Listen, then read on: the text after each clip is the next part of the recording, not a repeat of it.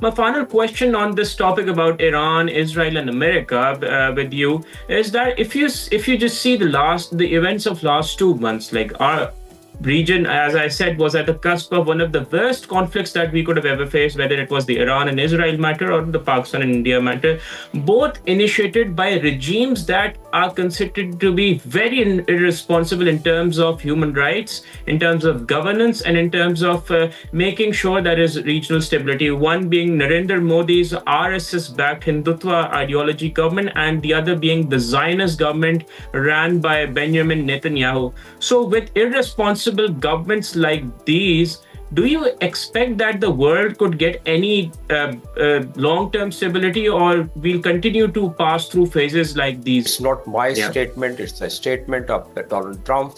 Once he mediated between India and Pakistan, he passed such remarks. And there are so many think tanks, they have already discussion. They have been modeling by the scientists, if two nuclear states like India and Pakistan, if they come to the flashpoint, what would happen to the entire world?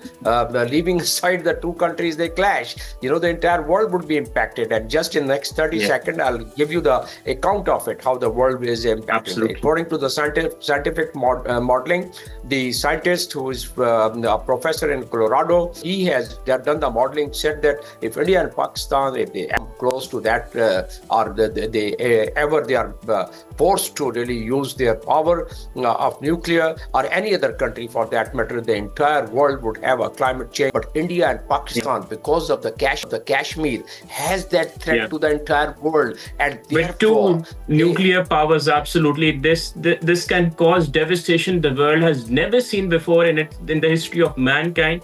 And obviously, when now coming back to our region, if you focus on the words of the Chinese defense minister made at the occasion of the SCO conference in Qingdao, he emphasized the need for international fairness and justice while warning against hegemonic, domineering, and bullying acts. When we focus on these words, and when we see one of the SCO partner, unfortunately, India's entire behavior over the last few years, ever since Narendra Modi has come into power, I think that these words fit on his regime very perfectly. So how do you see countries constantly telling about what India's irresponsible role has been over the years?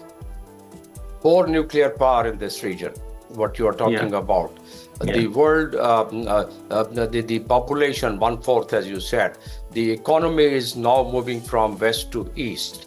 This very part of the world is now becoming economically robust, and obviously the countries in this region, particularly China and Russia, they have started attaining their military power also, but it will take them, according to the Donald Trump, about 20 years, any other country reaching close to United States. But according to other analysts, including myself, it's going to take about 10 years, China to really its forces with the United States, the way the advancement has taken place. But one key caveat that Russia and China, they have almost come parallel so far as the space development or space weaponization is concerned. And that is where the US is quite worried about.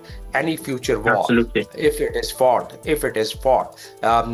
between the big powers, it's going to be from the space, not from the ground, not from the oceans, because all these things would then become almost meaningless, because they all would be jammed from the space, and they all could be attacked from the. This is what the reports and the think tanks and the other studies which has been conducted. So from that standpoint, I would say that China matters a lot, and they matter a lot because China has very subtly, very quietly. Subscribe करें और bell दबाएं ताकि कोई खबर रह न जाए।